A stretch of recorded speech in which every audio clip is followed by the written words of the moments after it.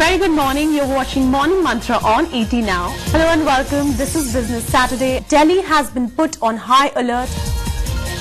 A very good morning. You're watching Business Monday on ET Now. Food inflation continues to defy gravity despite government's measures to control them. Yesterday, the 3G pan-India spectrum was valued at 3,910 crore rupees. What happened today?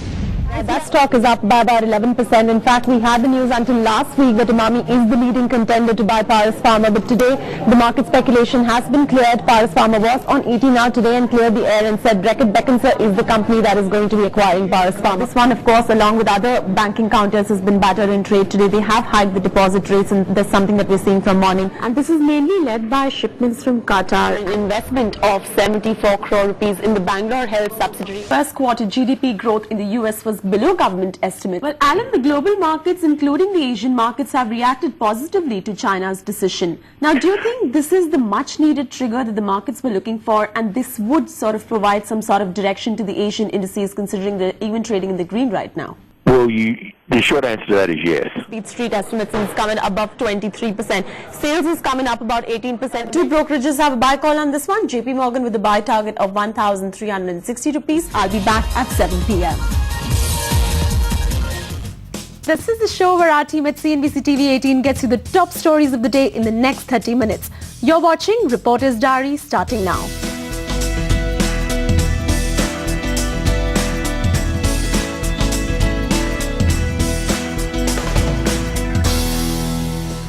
Hi, my name is Chaiti Narula and I will be bringing you all the horse racing action along with the glitz and glamour live from the Mahalakshmi Racecourse. Well, this is the day of the fillies, and this filly is, of course, very happy to be back on R1 Samir.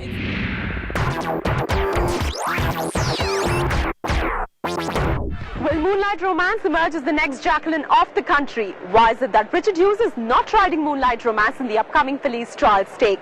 Or are we going to be seeing some sort of a surprise there coming in from Blackjack or Siachen on the finishing line of the 1,000 Guineas?